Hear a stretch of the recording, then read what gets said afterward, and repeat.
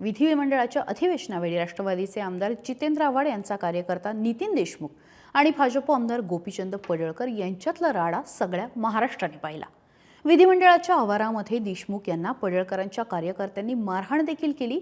या प्रकरणी पोलिसात तक्रार झाली। अक्षरशः विधिमंडळाचे आमदारांचे धिंडवडे निघाले असं म्हटलं तर चुकीचं ठरणार नाही। मात्र भाजप आमदाराला नडणाऱ्या नितीन देशमुख यांना आता भाजपने थेट पक्षात एंट्री दिली आहे। त्यामुळे या केसचं काय होणार हे बघणं सुद्धा तितकंच महत्त्वाचं असणार आहे।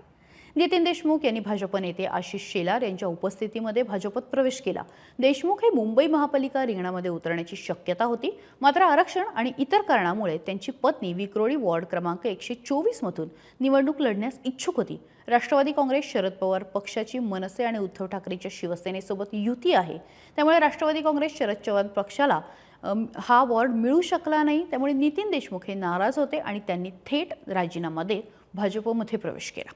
जितेंद्र आव्हाडांचे कट्टर समर्थक अशी त्यांची ओळख आहे, मात्र त्यांनी अखेर पक्षांतर केलेलं आहे, पक्षाला रामराम केलेला आहे।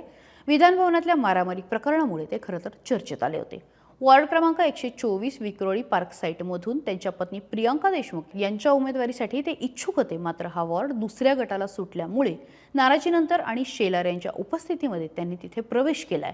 त्यांची अन्याय झाल्याची भावना आहे। नितीन देशमुख हे राष्ट्रवादी काँग्रेस शरदचंद्र पवार पक्षाचे प्रवक्ते होते। त्यांनी प्रदेशाध्यक्ष शशिकांत शिंदे यांच्याकडे आपला राजीनामा दिला आणि त्या राजीनाम्यामध्ये ते म्हटले आहेत की निवडणुकीसाठी मी तयारीने पुढे आलो होतो, त्या टप्प्यावर माझ्या प्रयत्नांकडे अपेक्षित गांभीर्याने पाहिली गेली नसल्याची भावना मनामध्ये दृढ होत गेली। या संपूर्ण प्रक्रियेमध्ये माझ्यावरती अन्याय झाल्याची तीव्र जाणीव आहे असं सुद्धा देशमुख म्हटलेले आहेत आणि त्यामुळे अशा ऐन मोक्याच्या वेळी आणि पक्ष थोडासा अडचणीत असताना, महाराष्ट्रामध्ये फार काही सुस्थितीत नसताना चांगले चांगले कार्यकर्ते सोडून जात आहेत। मात्र देशमुख यांचं या टप्प्यावरचं हे पाऊल बरोबर आहे का? त्यांनी दिलेलं कारण तुम्हाला पटतंय का? कमेंट बॉक्समध्ये व्यक्त व्हा आणि त्यासोबतच सकाळला फॉलो करायला विसरू नका।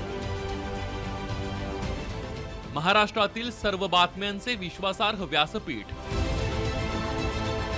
सकाळच्या सर्व सोशल मीडिया प्लॅटफॉर्मला लाईक, फॉलो आणि सबस्क्राईब करा।